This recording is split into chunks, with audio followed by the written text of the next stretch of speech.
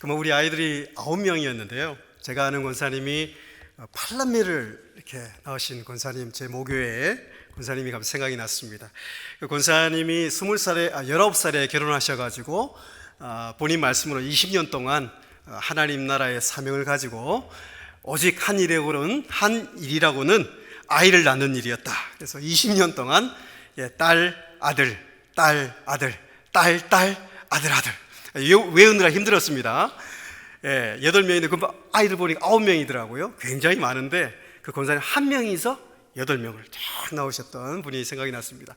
그분이 7째를 이렇게 낳을 때 남편분이 성령의 충만함을 받으셔가지고 온 전국에 복음을 전하러 다녔다고 합니다. 그때 혼자서 이제 아이를, 예전에는 그 한국에는 이제 산부인과 이런 게 없는 지역이 있었죠. 그래서 혼자 아이를 낳았다고 그 얘기 하시더라고요. 여러분, 그 아이들 혼자 낳는 게 얼마나 힘듭니까? 그죠? 근데 이 아이가 잘못 나온 것 같아요. 그래가지고 그 본인이 이야기하면서도 막 눈물을 흘리시더라고요. 그래서 금방 찬양을 하면서 생각이 났습니다. 그 아이를 혼자 낳다가 피를 많이 흘리고 아이가 이제 제대로 나오지 않은 거죠. 아이를 이렇게 힘겹게 이렇게 뺐는데 아이가, 여러분 생각이 안 나시겠지만 처음에 태어나면 아이들은 뭘부터 하게 돼 있죠? 울게 돼 있잖아요. 그죠? 아이가 전혀 울지도 않고 이렇게 죽은 아이처럼 탁 되어 있어서 그 아이를 이렇게도 해보고 저렇게도 해보고 막 그렇게 하셨는데 아이가 끝내 이제 돌아오지 않는 거예요. 그래서 이제 아이를 이제 주님께 올려드리고 이제 마지막 기도를 탁 올려드린 아이를 이렇게 들고 아이를 올려드리는 그 순간을 이야기하시더라고요. 그러면서 한 번만 하나님께 기도했대요. 살려달라고, 이 아이를 하나님께 드리겠다고. 그때 그 아이를 이렇게 들고 하나님 앞에 이 아이를 드리겠다고 막 기도하면, 너무 강하게 기도하다 이 아이를 막 하나님 앞에 기도하다가 그 아이가 살아난 거예요. 그 아이가 갑자기 울면서 살아났는데, 그때 이제 그 권사님이 그렇게 기도하셨대요. 하나님, 이 아이를 살려주셨으니까 하나님 이 아이를 하나님께 드리겠다고. 근데 그 아이가 커서 목사님이 되고 또 하나님 앞에 귀한 사역자가 되었다는 이야기를 들었습니다. 그 아이가 접니다. 좀 정신 차리시라고. 지금 무슨 얘기인지 모르신 분은 뒤에 마치고 나가실 때 바나 목사님 물어보세요. 저는 그러니까 어릴 때 벌써, 태어날 때 저는 벌써 이제 정말 이 땅에 태어나지 못할 뻔했던 그런 사람입니다. 제가 얼마 전에 이야기를 다시 들었는데 너무 감사한 거예요. 왜냐하면 그때 저희 어머니 권사님이 포기했다면 저는 이제 태어나지 못했을 텐데, 그때 이제 그 본인도 죽을 수 있는 상황에서 그 아이를 살리기 위해서 얼마나 처절하게 몸부림쳤을까 생각해 보니까, 제가 아이를 아직 낳아보지 못해가 잘 모르겠지만 얼마나 처절했을까, 제가 그런 생각을 하면서 이번에 너무 감사하면서 왔습니다. 사실 우리 바나 목사님 제가 참 사랑하고 존경하는 목사님입니다. 제가 박사과정을 할 때 이분은 날아다니셨고, 저는 정말 힘겹게 하나님 앞에 기도하면서 하나님 은혜로 공부하고, 제가 좀 지난주에는 달라스에서 있다가 왔는데, 달라스에 제가 처음 유학 와서 하나님께서 정말 기적적으로 저희 가정을 축복해 주시고, 또 정말 저는 다 헤아리지 못하지만 한국도 많은 힘든 일이 있었습니다만은, 또 최근에 이 코로나로 인해서 많은 어려움이 있었을 것이고, 또 저는 달라스에 있을 때부터 미국에 제가 한 10년 정도 공부하면서 목회하면서 또 사역을 했는데요, 그때 그 10년의 그 순간이 쫙 지나가는 거예요. 그 달라스에서도 제가 이번에 갔던 그 지역에 제가 정말 하나님 은혜로 두 번째 그 목숨을 잃을 뻔한 큰 대형 교통사고가 있었거든요. 그 댈러스 가보신 분 아시겠지만 그 하이웨이가 굉장히 그 위험합니다. 그때 갑자기 스톰이 와서 교회 사역을 마치고 가다가 이제 큰 한 75마일 정도 되는 달리다가 그 폭풍이 갑자기 온 바람에 앞이 보이지 않는데 정면 충돌을 했는데, 그 순간이 있잖아요. 한 1초가 될지 모르겠어요. 그 순간 싹 지나가는데 그때 드렸던 기도가 갑자기 이번에 떠올랐어요. 한 15년 됐나? 제가 한국에 하나님 은혜로 귀국해서 제가 한국에 들어갈 때는 정말 또 하나님의 부르심을 따라서, 또 정말 하나님의 부르심 따라서 그냥 믿음으로 순종했을 뿐인데, 저는 진짜 아무것도 아닌데 하나님께서 또 이 교수의 사역을 맡겨주시고 또 하나님께서 말씀 전하는 사역을 맡겨주셨어요. 근데 제가 이번에 와서 왜 하나님께서 그 죽음의 순간에 두 번을 이렇게 생각나게 하셨을까, 제가 이번에 많이 묵상을 하면서 왔습니다. 그때도 하나님이 기적적으로 살려주셨어요. 정말 경찰이 와서 이 911 막 그 차들이 오고 경찰차가 오고, 그 순간을 제가 이번에 그 근처를 지나가면서 경찰이 했던 이야기가 생각이 나요. 너 이 사는 거 정말 기적이라고. 정말 하나님께서 사명자로서 저를 불러주셨고 지금까지 쓰시기 위해서 훈련시켜 주시고 정말 죽음의 골짜기를 지나가게 하시고 지금까지 이렇게 서게 하셨는데, 정말 오늘 제가 이 말씀을 두렵고 떨림으로 읽으면서 오늘 이 한 명의 하나님의 사람을 또 소개하고 있습니다. 성경에도 보면 이 죽음의 그 순간들을 지나게 하시는 그 사람들을 하나님께 소개하고 있습니다. 그죠? 여러분, 제가 한국에 있으면서 우리 바나나 목사님께도 제가 같이 공부했던 동역자이기도 하고 형제이기도 하고, 또 이 부목사님 중에서 제가 와보니까 참 제가 귀한 동역자들 만나고 반가운데요, 뉴욕에서 일어난 일들이 한국에 작년에 뉴스에 많이 나왔어요. 그러면서 제가 막 기도하면서 뉴욕에 있는 우리 한인들, 우리 한인교회 위해서 기도하면서 제가 이곳에 오니까 참 마음이 정말 표현할 수 없는 마음이 있는 거예요. 제가 어떤 말씀을 같이 나눌 수 있을까? 이 다니엘서가 떠올랐습니다. 다니엘서에 보면 우리 이 바벨론 포로 공동체라 그러죠. 바벨론, 여러분, 포로에 잡혀간 이스라엘의 그 공동체의 마음을 우리가 그곳으로 좀 가보면 좋겠어요. 여러분, 생각해 보십시오. 이스라엘 백성들이 하나님의 언약 백성 아닙니까? 그죠? 하나님 앞에 예배를 드리고 성전에서 그들이 하나님을 섬겼지만 하나님 앞에 제대로 서지 못했을 때 하나님께서 예레미야를 통해서 에스겔을 통해서 말씀하셨지만 하나님 앞에 돌아오지 않을 때 하나님 앞에 그들이 성전이 무너지고 바벨론의 포로로 잡혀가는 그 역사상 정말 있을 수 없는 일이 일어났던 것을 여러분 기억하십니까? 여러분, 제가 그때를 이렇게 기억해 보면 제가 요즘 이런 찬양을 많이 올려드립니다. 여호와께 감사하라, 그는 선하시며 그 인자하심이 영원함이로다. 제가 아침에 일어나면 요즘에 드리는 찬양이 그거예요. 한번 따라해 볼까요? 여호와께 감사하라, 그는 선하시며 그 인자하심이 영원함이로다. 제가 찬양도 해요.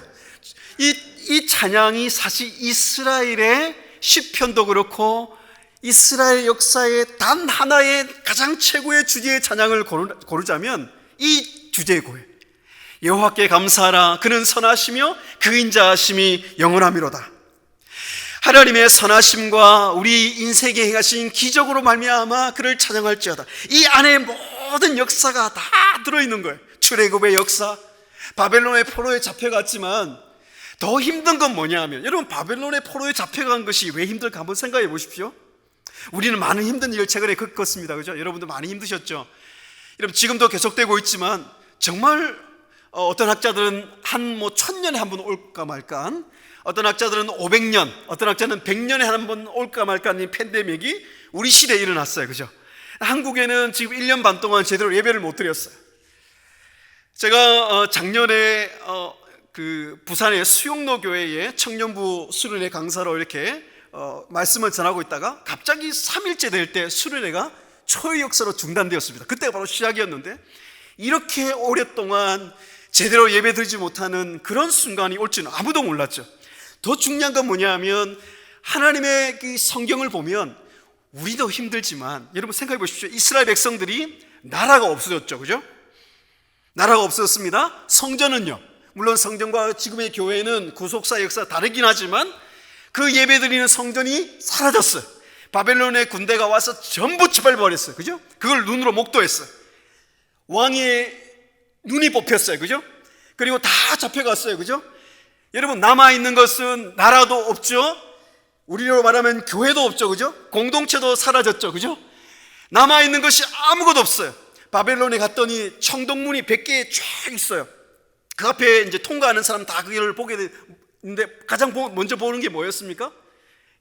마르툭 신이라고 바벨론의 그 우상 신이 딱 서 있는데, 그건 뭘 상징하죠? 바벨론이 이스라엘의 전쟁에 이겼다는 것은 당시 고대 근동에서는 이스라엘이 섬기는 신이 바벨론 신 밑으로 들어갔다 이 말입니다. 그러니까 신앙적으로 이건 근본 뿌리가 막 흔들리기 시작한 거예요. 요즘 시대처럼. 제가 작년에도 그렇고 올해도 그렇고 곳곳에서 말씀을 전하다 보면 저도 그렇고 느끼는 게 뭐냐 하면 정말 예배가 무너지고 있는 거예요. 교회가 단순히 팬데믹 가운데 힘든 것도 있지만 여러분 우리 삶을 잘 돌아보십시오. 정말 우리 가운데 가장 중요한 건 뭐냐면 이스라엘 백성들이 성전이 무너지면서 그 어떤 어려운 순간에도 솔로몬의 왕상 8장 기도가 뭡니까? 우리가 나라가 무너지고 또 우리가 잡혀가고 우리가 다른 모든 것이 사라져도 우리는 뭐가 있습니까? 하나님의 이름을 부르고 기도할 수 있는 성전이 있었어요. 그죠? 그게 마지막 보루였고, 여러분 저희 어머님이 말씀하신 그거였어요. 우리가 전쟁 중에서도 우리는 예배를 드렸다는 거예요. 그죠? 전쟁 중에서도 부산의 그 초량동에 제가 초량교회에 집회한 적이 있는데, 그곳에 가보면 그 6.25 전쟁 중에, 잘 모르시는구나, 6.25 전쟁은 아시죠? 일어난 거.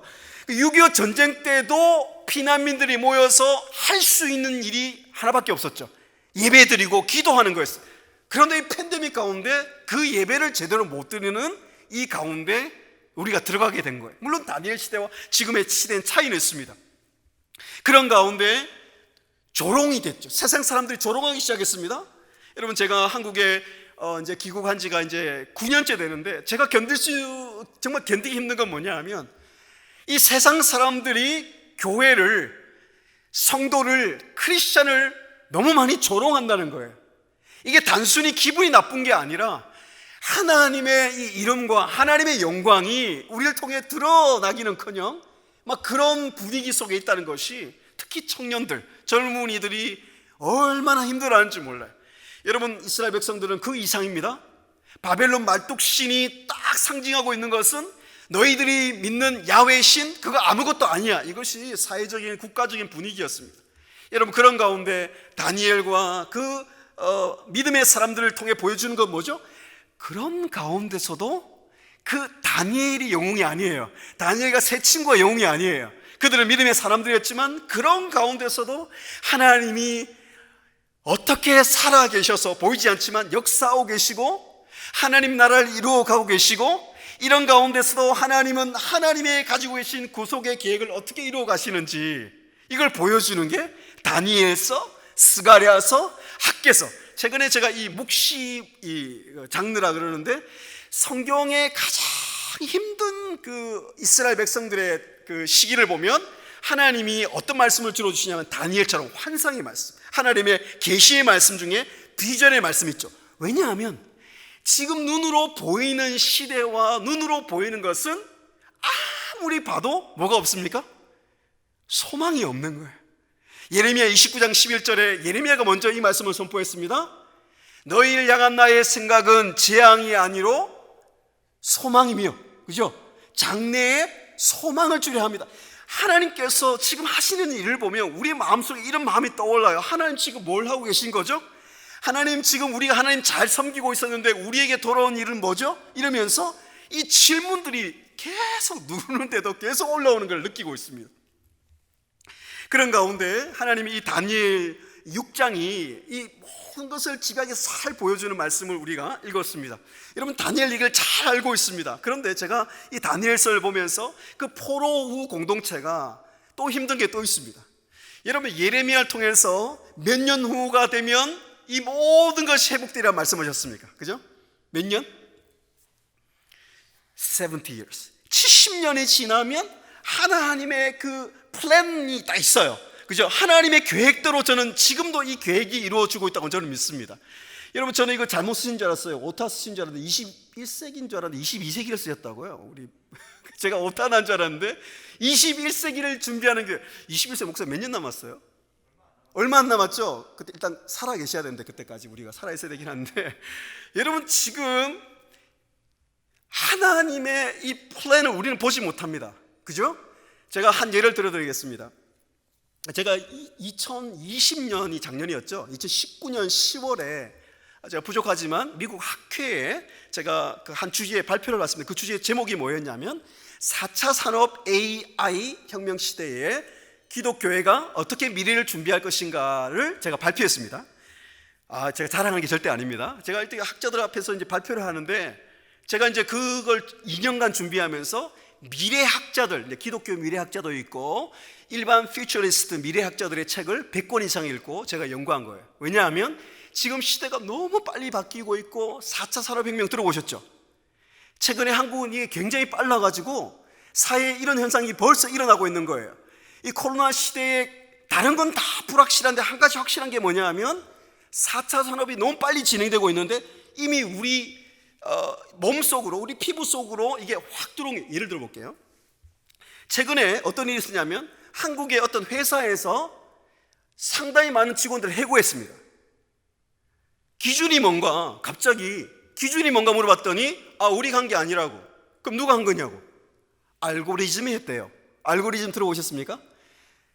일종의 빅데이터, AI를 통해서 걸러낸 거예요. 이 사람이 우리 회사에 남아있으면 못할 확률 얼마, 이 사람이 사고 칠 확률 얼마, 이 사람은 이렇게 해서 알고리즘에 의해서, 사람이 아니라 기계에 의해서 사람을 평가하고 사람을 배치하고 사람의 결과를 판단하는 이런 일이 먼 미래의 일이 있을 줄 알았는데, 22세기에 올 줄 알았는데 이미 우리 속에 들어왔고 수많은 것들이 지금 대체되고 있습니다. 제가 어느 교회 집회를 했더니 어느 집사님이 자기의 한국의 아주 대표적인 병원에 있는데 이미 미국에 또 들어왔나요? 수술은 아직 한국 의사들이 잘하니까 하고 있지만 많은 부분이 로봇에 의해서 대체되고 있는데, 더 중요한 건, 놀라운 일은 이제 사람들이, 환자가 오면 로봇에게 진찰을 받겠습니까? 이 명의한테 받겠습니까? 여러분 어디가 많을 것 같아요? 압도적으로 지금 로봇 의사에게 뺏기고 있는 거예요. 제가 이 긴 얘기를 안 드리겠습니다. 제가 2019년에 그런 걸 이제 연구해서 우리 교회가 어떻게 준비해야 되냐, 그래서 제가 열심히 발표했거든요. 딱 석 달 후에 그 세계 최고의 미래학자들의 전망이 어떻게 됐을까요? 코로나가 생기면서 그 미래 예측들이 하나둘씩 전부 다 무너지는 거예요. 무슨 말씀을 드리고 싶으냐? 불확실성의 시대라고 들어보셨습니까? 우리가 사는 이 시대는 내일도 모르는 거예요. 다음 달에 무슨 일이 일어나지? 내 개인적으로도 그렇고 우리나라도 그렇고. 그래서 우리 청년들이, 제가 얼마 전에 한국의 대학로에 있습니다. 대학로에 제가 청년들에게 집회를 하면서 우리 청년들한테 당신들이 가장 어려움이 뭐냐 했더니 딱 한 가지로 얘기하더라고요. 너무 모든 것이 불확실하다는 거예요. 그죠? 이스라엘 백성들도 뭐예요? 70년 그거 주신 말씀을 했지만 하나님 말씀이 우리 가운데 우리 모든 것을 주관하신다는, 다시 말하면 그래서 다니엘서에 가장 강력하게 나온 말씀이 뭐냐 하면, 한번 따라하겠습니다. 살아계신 하나님. 살아계신 하나님을 어떻게, 여러분 저는 기도할 때마다 항상 첫 어구가 이거예요. 살아계신 하나님. 살아계신 하나님. 이건 어떤 뜻이냐면, 여러 뜻이 있지만 저는 이 팬데믹 가운데 이 말씀을 꼭 기억하면 좋겠어요. 왜 다니엘에서 다리오 왕도 그렇고 심지어 불신자들까지도 살아계신 하나님이라 얘기하냐? 이건 무슨 뜻이냐면, 수많은, 아까 말씀드렸죠, 마르툭 신이나 또 아수르의 신이나 이후에 메데파사의 신이나 수많은 우상도 지금도 있지 않습니까? 세계 최고의 도시라 불리는 뉴욕에는 그런 신이 없을까요? 만몬 신, 성공의 신, 수많은 사람들이 세상에 보이지 않는 신을 쫓아가고 있죠. 여러분, 그런 우상들은 공통적인 특징이 뭐예요? 결정적일 때 우리를 절대 도와주지 못합니다. 그죠? 우상은 우리에게 많은 것을 줄 수 있을 것 같아도 결정적일 때는 못 도와줍니다. 사실 아까 목사님 개나 말씀하시긴 했는데, 팀 켈러 목사님이 뉴욕 맨하탄에서 정말 제가 이번에 책을 쓰면서 팀 켈러 목사님이 왜 뉴욕 맨하탄에서 이런 하나님의 강력한 하나님의 역사 가운데 있었을까? 여러 가지가 있지만 바로 요겁니다. 이 뉴욕 맨하탄에 있는 아주 뉴욕 맨하탄에 사는 사람들에게 우상의 문제를 하나님의 복음의 문제로 정확하게 꺼내든 거예요. 사실 이건 쉽지 않습니다. 설교자나 목회자 입장에서 이 성도들에게 축복의 말씀만 잘 전하는 것, 그건 쉬운 일입니다. 어쩌면 물론 그것도 필요하죠. 이따가 제가 말씀드리지만 이 오늘 말씀도 형통으로 끝납니다. 형통. 그런데 세상 사람들이 말하는 형통과 우리 하나님, 살아계신 하나님을 믿는 우리의 형통은 근본적으로 완전히 달라요. 오늘 제가 그 말씀드리겠습니다. 오늘 하나님의 백성들은 어떤 삶으로 살아가기에 하나님께서 다니엘은 결국 다리오 왕의 시대와 고레스 왕의 시대에, 그러니까 왕이 계속 바뀌고 제국도 바뀌고 나라도 바뀌고 불확실한 상황이 계속되는데도 확실한 건 뭐냐면 하나님을 믿는 성도는 형통한다는 거예요. 아멘. 이건 여러분 기복주의하고 다른 겁니다.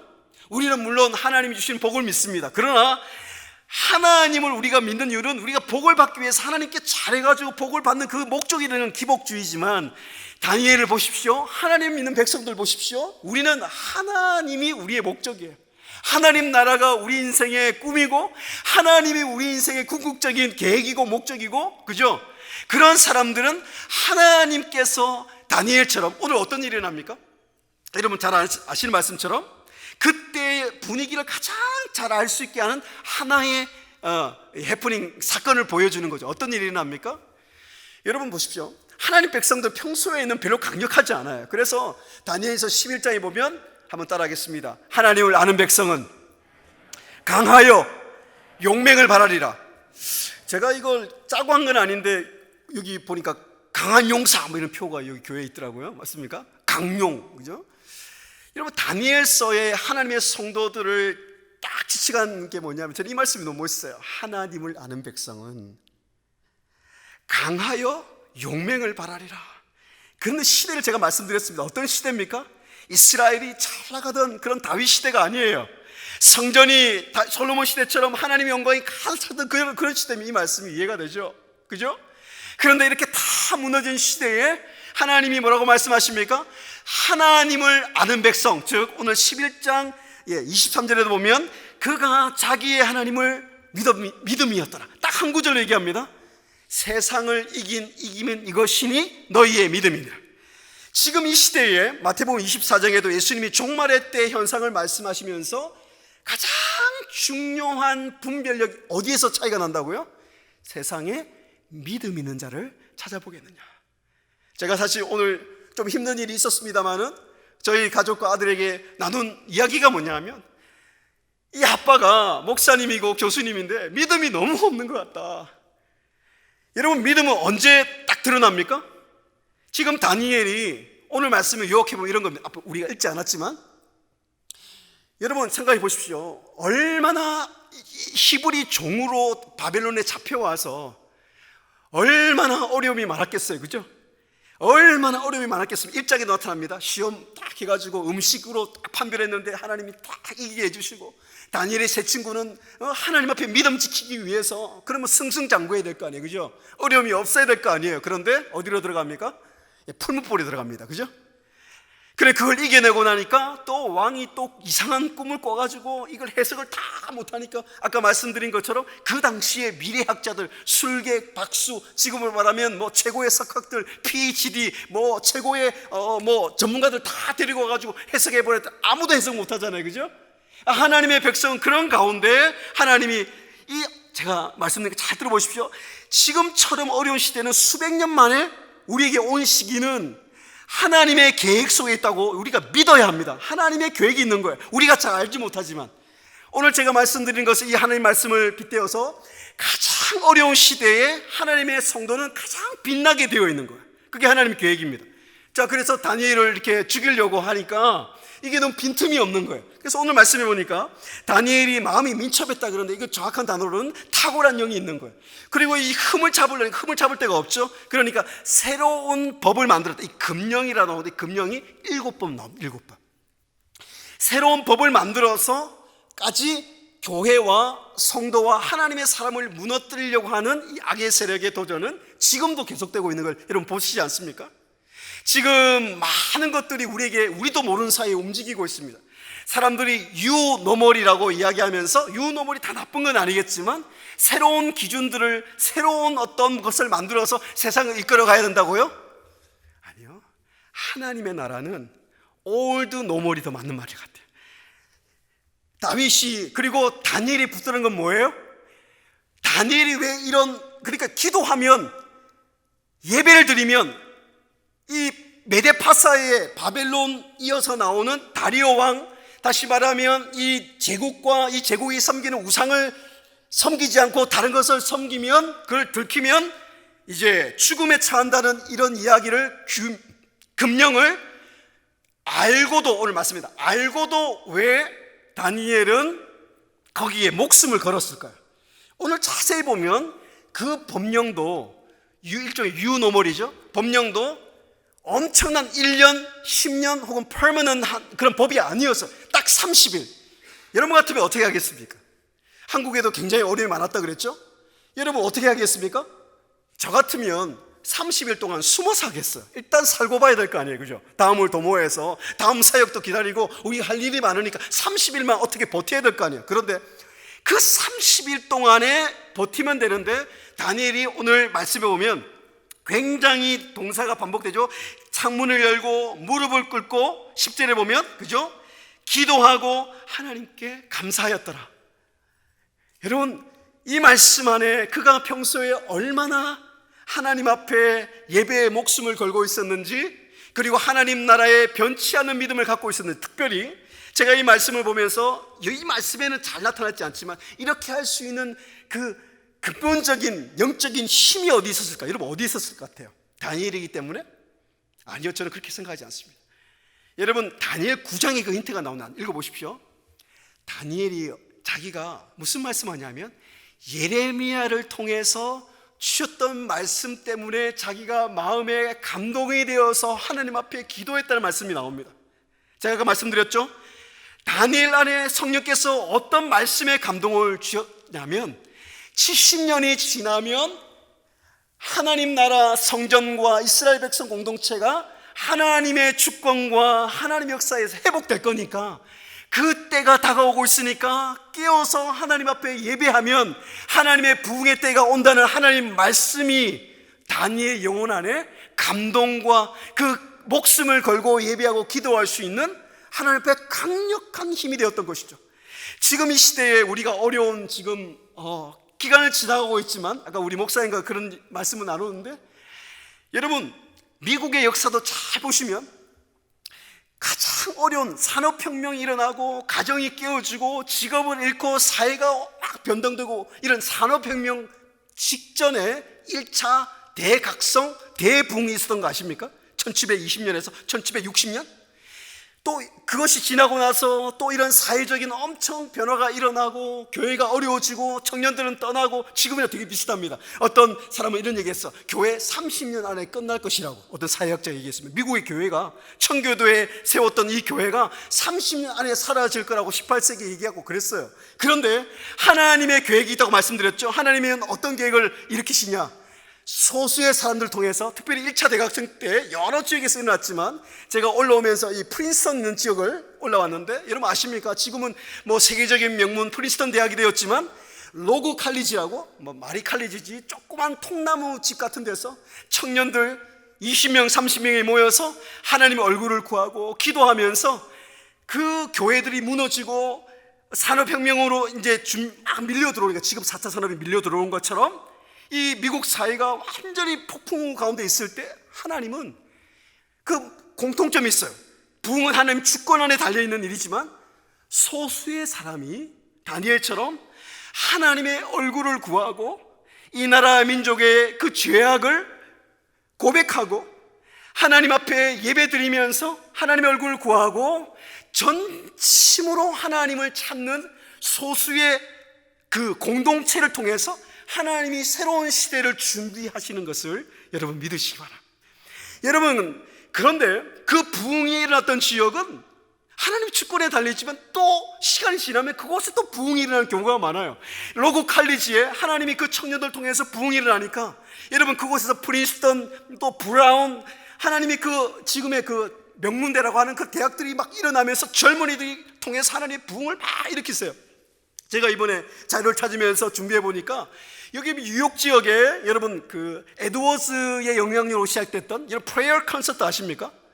이 뉴욕 그 지역에, 그때 뉴욕도 굉장히 기독교적으로 그 반기독교적으로 가고 있었을 때 청년들이 모여서 기도하면서 기도 합주회를 하면서 성령의 놀라운 역사가 이 뉴욕 땅에 일어나면서 또 이 뉴욕 땅에 엄청난 부흥이 일어나면서 하나님께서 새로운 산업혁명의 시대를 준비시키시고 부흥의 시대와 하나님 교회를 준비시켰던 것을 제가 이번에 보게 되었습니다.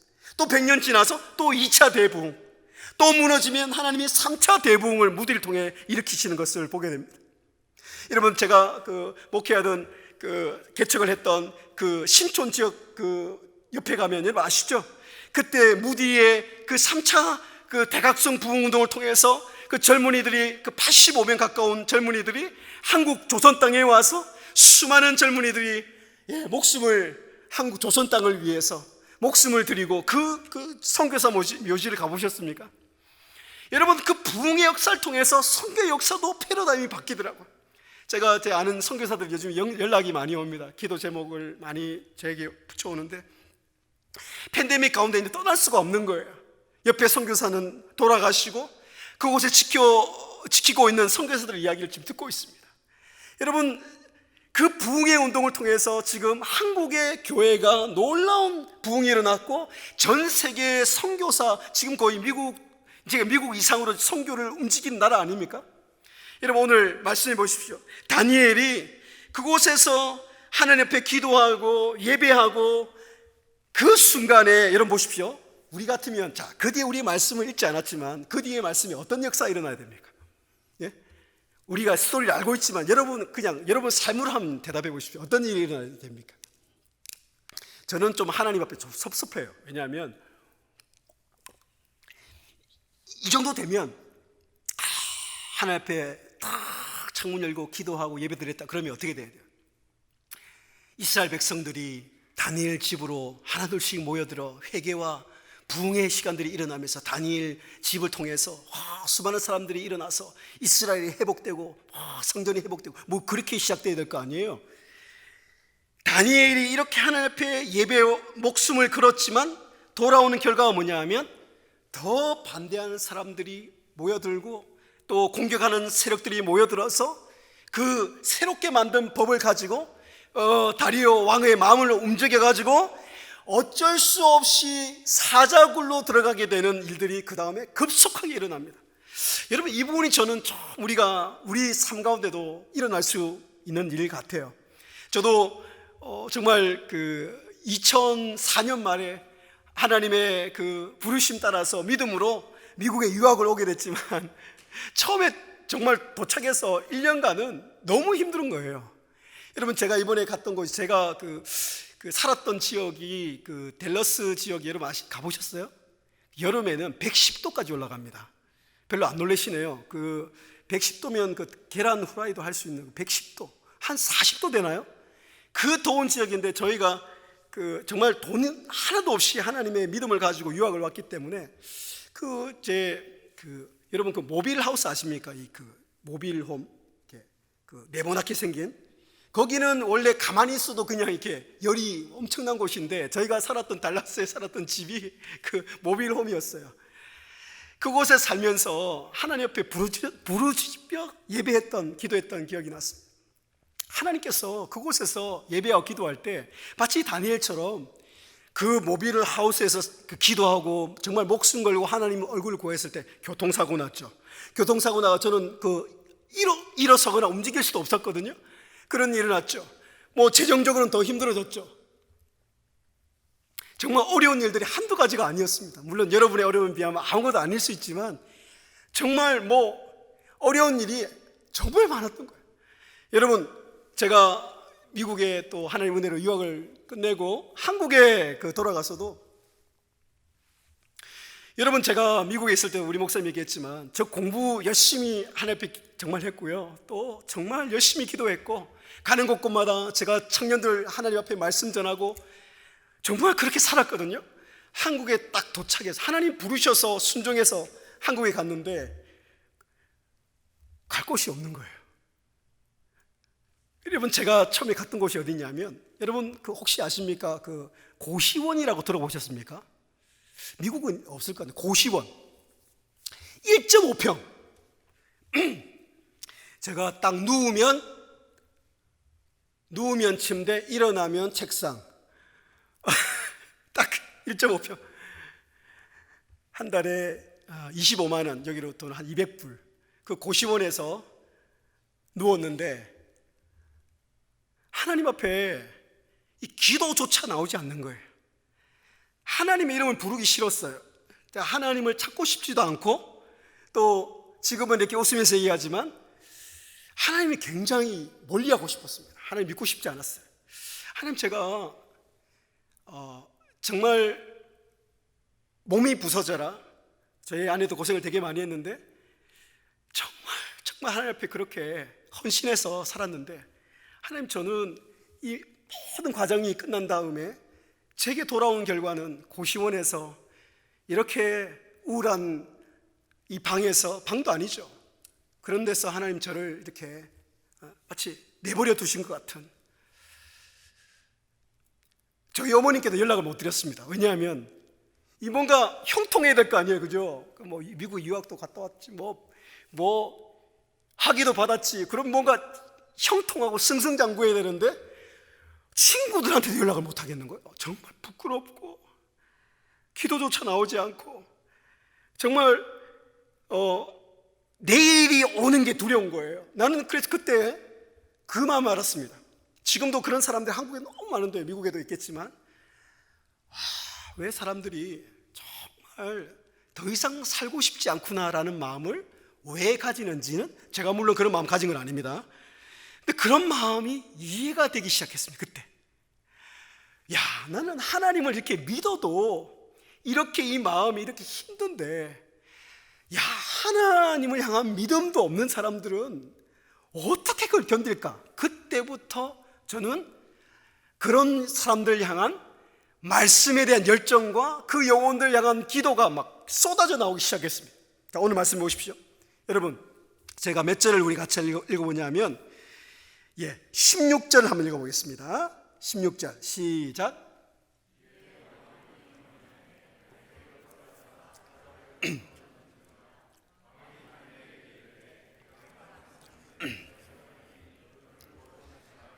아멘. 여기 구원이라는 말이 5번 등장하는, 여러분, 구원, 쉐지브란 말인데, 이 구원이란 말은 이 불가능한 상황에서, 자 보시면 다니엘이 이 사자굴에 들어간 걸 제가 조사해 보니까 당시에 바벨론에는 이런 처형 방법이 거의 없다고 그래요. 그러니까 이건 거의 그러니까 처형 방법인데, 보세요, 이런 거예요. 사자굴에 들어가서 네가 살아나오면 네가 믿는 하나님도 진짜고 너도 무죄야. 네가 사자굴에 들어가서 못 나오면 너는 유죄야. 이 판결이 사자굴이에요. 여러분, 지금 사자굴에 들어가서 오늘 그게 반복됩니다. 조서를 찍고 왕이 그 사자굴 앞에 도장을 찍었다는 얘기를 계속 반복하고 있습니다. 이거 뭘 말하고 싶은 거예요? 절대 이건 해결이 안 되는 문제, 이건 절대 역전시키거나 상황이 좋아지거나 새로워지거나 변수가 절대로 없는 문제라는 걸 강조하고 있습니다. 왕도 어쩔 수가 없는 거예요. 왕이 살리고 싶은 마음은 있었던 것 같아요. 요즘도 그렇잖아요. 세상 사람들이 보면은 이런, 자 보세요, 오늘 이 고백을 누가 했는지 잘 보십시오. 다니엘이나 이스라엘 백성들이 한 게 아니고 이방 왕인 다리오가 계속해서 네가 섬기는 하나님이 너를 구원하시리라 하시겠느냐, 구원하실지도 모르겠네, 구원했으면 좋겠네, 이런 이야기를 반복해서 하고 있습니다. 지금도 마찬가지입니다. 지금 수많은 사람들이 보이지 않지만 우리 귀한, 우리 사랑하는 성도님들, 그리고 이 교회를 보고 있습니다. 이 팬데믹 가운데, 이 수많은 어려움 가운데, 저 친구, 저분 하나님 믿는다 그랬지? 하나님이 어떻게 구원하시는지 한번 볼까? 이걸 보고 있는 거죠. 자, 여기서 다리오의 고백은 하나님이 다니엘을 사자굴에서 구원하는 것을 믿는 믿음입니까? 아니면 그냥 호프, 그냥 희망을 하는 겁니까? 지금 이 시대에 수많은 사람들이 다리오 정도의 고백은 할 수 있는 것 같아요. 하고 있는 것 같아요. 뭐 시간이 지나면 좋아지겠지, 뭐 죄송합니다만 팬데믹 끝나면 좋은 시대가 오겠지, 새로운 시대가 오겠지, 팬데믹 끝나면 교회들이 다시 모여서 새로운 시대가 오겠지, 그러면서 막연하게 좋은 시대의 희망은 가질 수가 있습니다. 그러나 오늘 말씀해 보면 하나님은 이런 희망이나 구원에 대해서 막연하게 가지는 그런 가능성을 말하지 않고, 하나님은 그 실종 가운데, 그 현장 가운데 다니엘을 하나님 어떻게 해요? 자 보세요, 다리오가 가서 잠을 이루지 못하고 가서 이제 죽었나 살았나, 죽었겠죠 당연히. 가서 다니엘아, 네가 섬기는 하나님이 너를 구원하셨느냐 하고 이제 죽음을 확인하러 온 거거든요. 확인하러 왔는데 그 사자굴의 목소리가 들립니다. 왕이시여, 이미 하나님께서 천사를 보내서 저는 조금도 해한 것이 없습니다. 왕도 평안하시길 바랍니다. 오히려 위로하고 평안을 주고 살아계신 하나님을 증거하고 있습니다. 그죠? 여러분, 저도 여기 미국 유학 와서도 그렇고 한국에 돌아가서도 그런 정말 골짜기 중에 가장 바닥에 내려가는 그런 경험을 통해서 하나님이 역전시키시는 하나님의 그 영광을 드러내시는 것을 저는 보았습니다. 여러분 보십시오. 그냥 사자굴에 들어가지 않고 하나님께서 다니엘을 형통케 하셔도 하나님 영광이 드러납니다. 그죠? 그런데 하나님이 왜 우리에게 어려움을 주시냐면, 왜 영적인 사자굴에 때로는 들어가게 하시냐면, 하나님이 사자굴에 들어갈수록 더 어려운 사자굴을 우리가 경험할수록 그 사자굴에 하나님께서 우리를 구원하실 때 하나님의 역사가 더 크게 드러나기 때문입니다. 그걸 기대하라고 하시는 것이죠. 그죠? 그래서 하나님께서, 여러분, 이 다니엘이 걸어 나왔을 때 하나님께서 어떤 고백을 하십니까? 어떤 고백을 하게 하시죠? 그 왕으로 하여금 하나님을 찬양하게 하시고, 하나님 보십시오. 우리가 읽었던 말씀이 그겁니다. 여러분, 이방 왕이 세상을 상징하는, 그죠? 세상 사람들이, 불신자들이, 자 보십시오. 우리가 이런 것을 믿음으로 고백하고 기도하고 우리가 기대해야 합니다. 하나님께서 이 팬데믹 가운데 우리 성도님들 이 귀한 교회 가운데 하나님이 역사하시고 여러분의 삶 가운데 역사, 저는 잘 모릅니다. 하나님은 여러분의 기도의 제목들과 어려움을 다 아시잖아요. 그죠? 이 교회의 기도 제목 다 아시잖아요. 그죠? 하나님께서 그것을 하나님이 기적적으로, 오늘 이 말씀은 역전의 역사를 하나님 보여주시는 거거든요. 하나님이 그 사자굴에 다니엘은 나오게 하시고 다니엘의 그 원수는 전부 다 거기에 들어가게 하시는 역전의 하나님. 그죠? 조서, 아까 법적인 걸 바꿀 수 없다 그랬는데 그게 에스더서에도 나오잖아요. 그죠? 그 법은 바꿀 수 없는 건데 하나님 역전시키시잖아요. 그죠? 하나님이 조서의 역전도 일어납니다. 그죠? 하나님은 다시 법을 완전히 바꾸어서 이스라엘 백성들이 다시 돌아가서 성전을 재건하는 놀라운 역사로 인도하시는 그 터닝 포인트가 바로 이 다니엘의 사건. 여러분, 오늘 그래서 이 말씀을 통해서 우리가 읽었던 말씀처럼 이 다리오가 하나님은 살아계신 하나님이요 영원하신 하나님이요 그의 나라는 멸망하지 않고 그의 나라는 영원토록 승리할 것이라고 고백하는 이 장면, 여러분 오늘 저녁에도 기도하시기 바랍니다. 하나님이 유혹지에 있는 수많은 한인들이 하나님 이 팬데믹으로 인해서 우리 교회를 통해서 하나님을 고백하는 부흥이 다시 있게 하여 주시옵소서. 여러분, 저는 그것을 기대하고 있습니다. 아까 제가 말씀드렸던 1차 대부흥, 2차 대부흥, 3차 대부흥, 저는 4차 대부흥을 위해서 기도하고 저는 기대하고 있습니다. 여러분 기대하십니까? 부흥은요, 하나님이 주권이라고 말씀드렸지만 공통점이 있다 말씀드렸습니다. 아까 제가 기도 합주에도 말씀드렸고 여러 가지 말씀드렸죠. 또 공통점이 뭔지 아십니까? 기대하는, 하나님의 부흥을 기대하고 사모하는 그런 공동체에 하나님이 부흥을 주신다는 걸 믿으셔야 됩니다. 그래서 저는 하나님 앞에, 제가 작년부터 엄청나게 제가 한번 기도하다가 하나님 앞에 엄청나게 회개한 적이 있습니다. 저희 학교에 가시면 여러분 한번 한국에 오시면 들르셔야 될 곳이, 저희 학교에 오시면 한국 최초의 그 교회를 복원해 놨습니다. 저희 학교 그쪽 산을 넘어가면 순교자 기념관이 있고요. 그곳에 꼭 가보십시오. 한국의 순교자들이 얼마나 많았는지 보시면 감동이 일어나요. 감동이.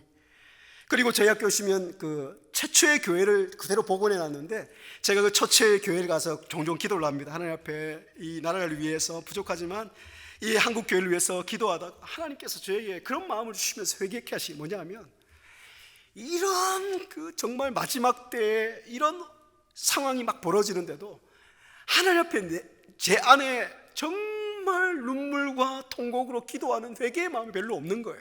또 하나, 하나님이 이런 시대 가운데 하나님 우리를 통해서 놀라운 부흥을 하나님께서 원하시면 주실 것이라는 그 부흥에 대한 갈망과 사모함과 기대감이 제게 별로 없는 거예요.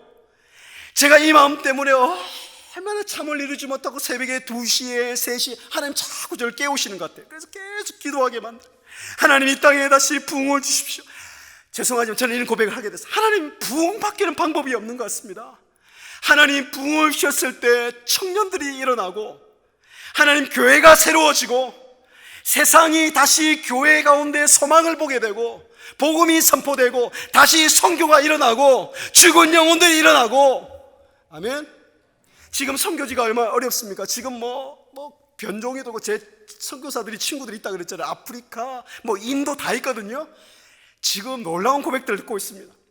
예전에 이 복음을 안 듣던 그 민족과 사람들이 막 가족들이 죽어나가고, 그러니까 이 하나님 나라의 복음의 소망을 전하니까 이 회심자들이 엄청나게 돌아온다는 그 보고를 여러분 듣고 계십니까?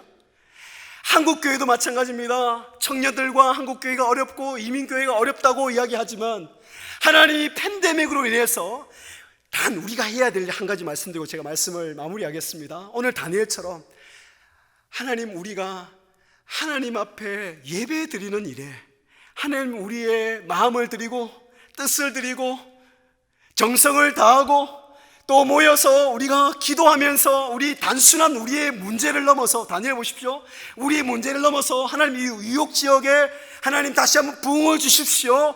그리고 이 미국 땅에 다시 한번 부흥을 주십시오. 그래서 하나님 전 세계의 선교를 다시 책임지는 하나님의 부흥이 시작되게 하여 주옵소서. 그런 예배가 하나님 이 교회로부터 다시 일어나게 하여 주시옵소서.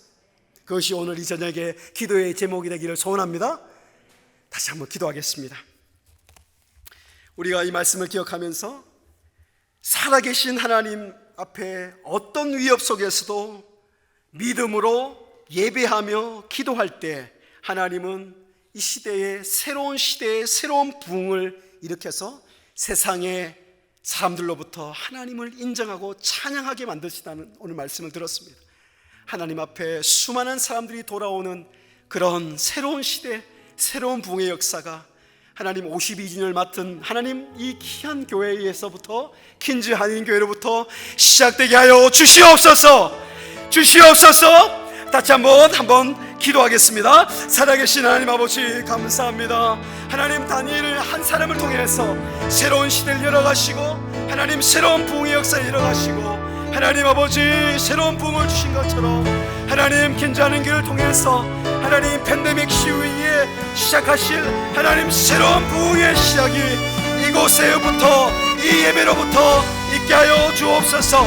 킨즈하는 교회를 통해서, 이 귀한 성도의 예배를 통해서, 우리 청년들의 모임을 통해서 하나님의 놀라운 예배와 놀라운 기도를 통해서 하나님의 부흥과 하나님의 새로운 예배의 복과 청년들과 하나님의 잃어버린 자들과 소망이 없는 자들이 돌아오는 역사가 있게 하여 주옵소서. 하나님 앞에 기도하게 하시고 사모하는 마음이 일어나게 하여 주시고 새로운 열정과 부흥에 대한 열망과 말씀에 대한 사모함과 기도에 대한 열정과 예배에 대한 사모함과 하나님 아버지 주님 불신 영혼들에 대한 구레의 열정이 새롭게 일어나게 하여 주시고 이 지역에 새로운 하나님의 부흥을 주시옵시고 새로운 하나님의 놀라운 예배의 복을 주시옵시고 수많은 영혼들이 돌아온 역사가 있게 하여 주시옵소서. 주여 이 일들을 행하여 주실 주님을 찬양하며 세상의 많은 사람들이 유혹지역에 있는 수많은 영혼들이 다리오처럼 하나님을 인정하며 고백하며 찬양하는 그날이